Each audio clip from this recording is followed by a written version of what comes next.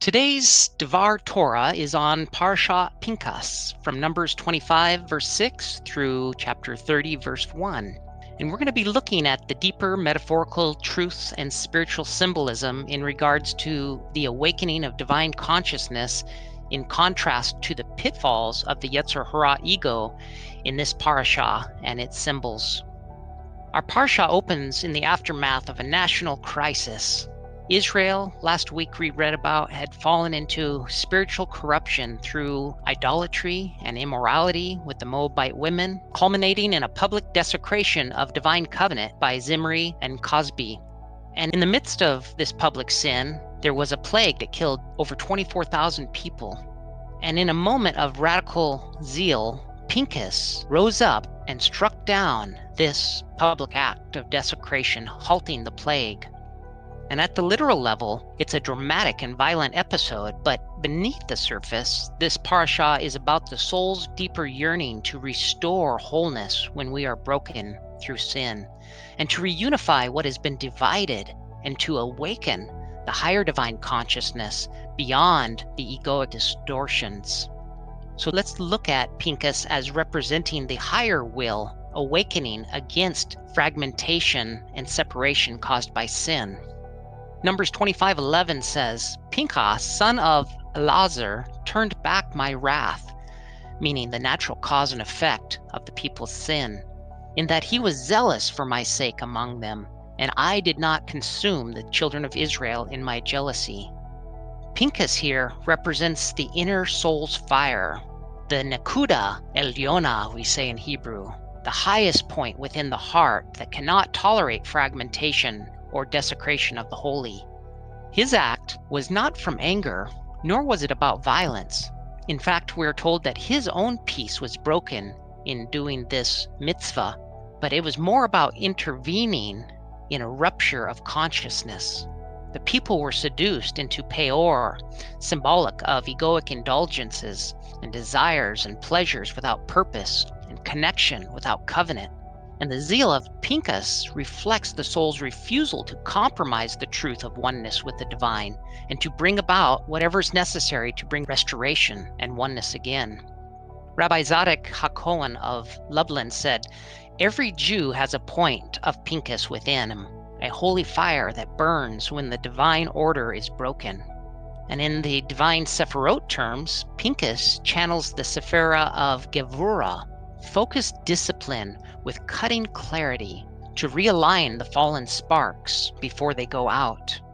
This is on one hand a parallel to Mashiach in the coming age, who it is prophesied will rule with a rod of iron. But Phinehas is also a type of Messiah ben Yosef, in that he acts zealously to defend the sanctity of Israel, leading to a restoration of the covenant of peace. As Yeshua said, he came for the lost sheep of the house of Israel, and Israel became lost due to following the illusions of the ego. Titus 2:14 says that Yeshua gave himself for us, that he might redeem us from all iniquity. That is to say, he came to redeem us from the ego and purify a peculiar people zealous of good works. Like Phinehas, the spiritually awakened believer is called to zealously protect holiness in their lives, not out of anger and not in violence, but out of a love for the divine presence.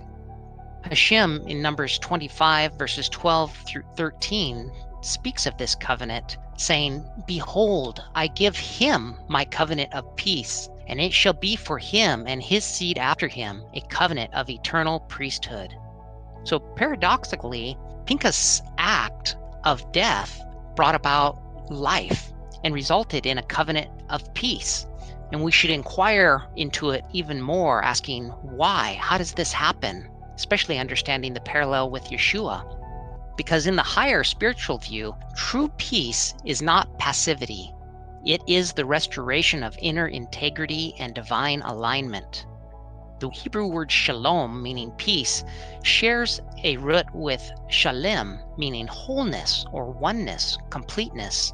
And he restored wholeness to a people fractured by desire and ego, similar to the way Yeshua and his sacrifice has restored the people of Israel and the covenant that God had made with them at Sinai, that they might be able to be a kingdom of priests. The Safat Emet writes along these lines, saying, Pinchas brought peace between the upper and the lower worlds, for he acted not from ego, but from deep identification with the divine will.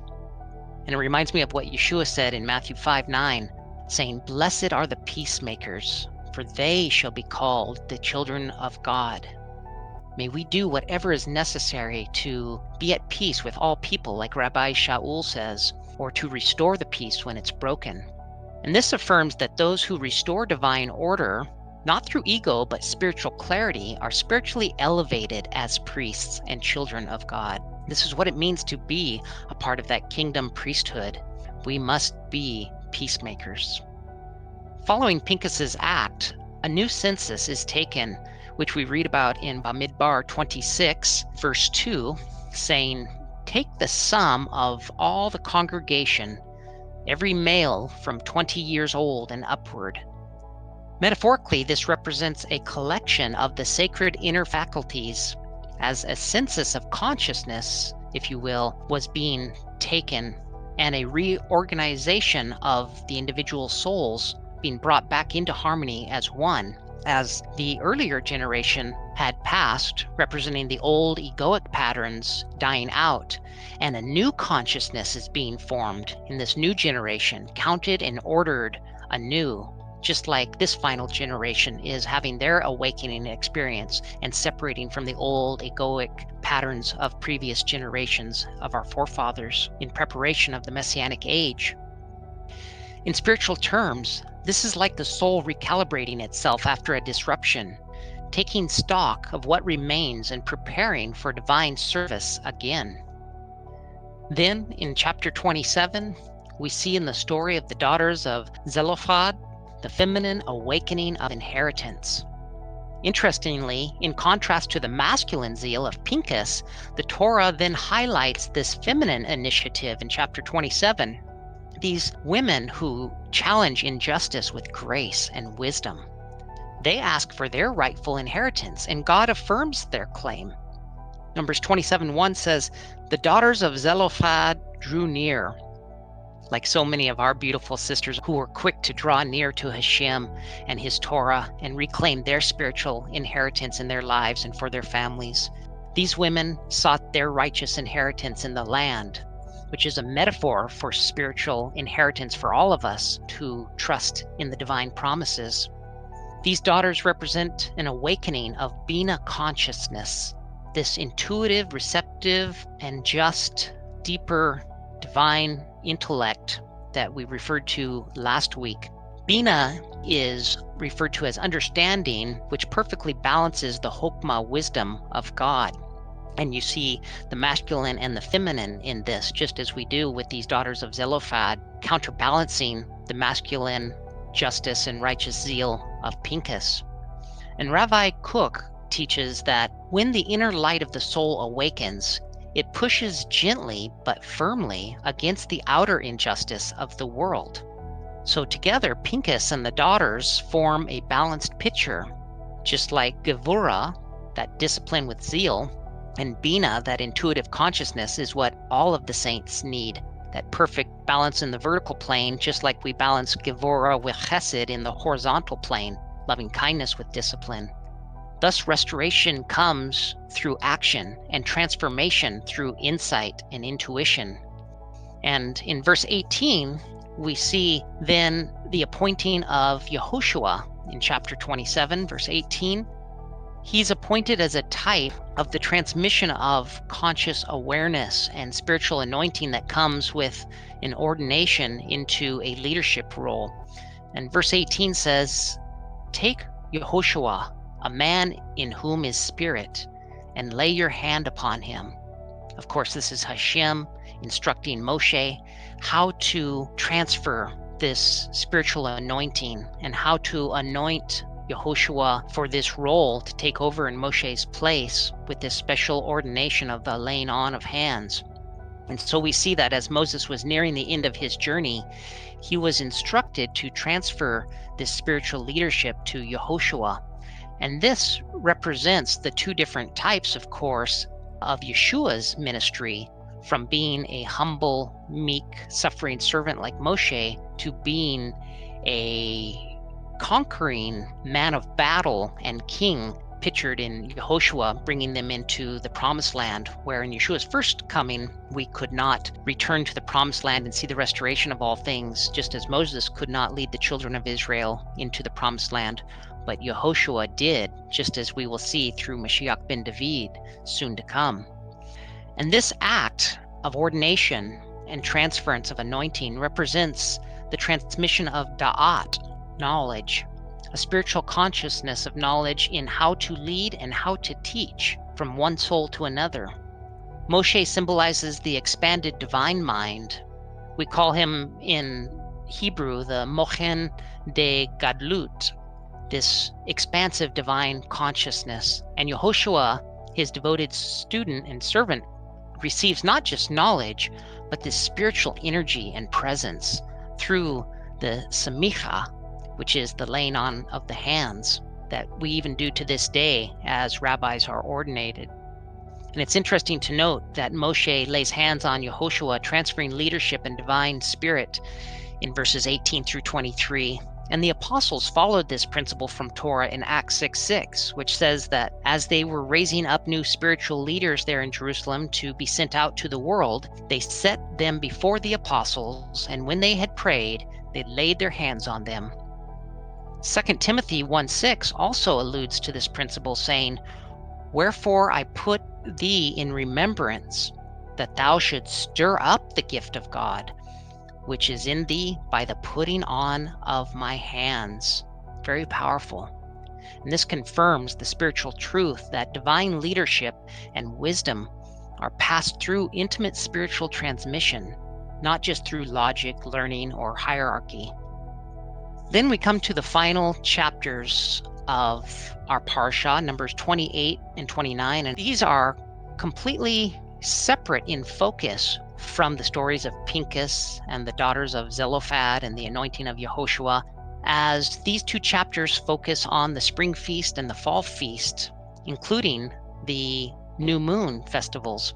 And it's from these passages that we read our scripture readings every holy day, and on new moons you'll always notice that there are passages from Numbers 28 or 29, 28 focusing on the spring feast and 29 focusing on the fall feast. And so in these two chapters we review the daily sacrifice, the Shabbat, the festival offerings of the holy days, the new moons, all symbolizing a pattern of constant spiritual offering and renewal. And on a mystical level, these represent the rhythms of spiritual consciousness. Numbers 28 verse 2 says, "My offering, my bread for my fires." It's interesting that Hashem, he calls them, these are my holy days. You see, this is very intimate for Hashem. These cycles that bring us into his cycles and his times, his Moedim. But they're not something that is owned or exclusive to the Jewish world. They are Hashem's, and anyone who wants to be in Hashem will naturally love his timings and his Moedim, his appointed times. Each korban, which is the sacrifice that attends these different holy days, are also described in these chapters, and they symbolize a different aspect of the inner self that must be elevated daily. The Tamid, daily offering, represents constant awareness, the morning and the evening, ever being renewed in Hashem. The Shabbat offering represents our need for resting in divine presence. And the festival offerings represent entering expanded states of joy and unity. And the fire, as we spoke of on Wednesday, represents the furnace of the fornix in our brain, in our mind, that connects us with the divine mind, sacrificing and burning away all egoic thoughts.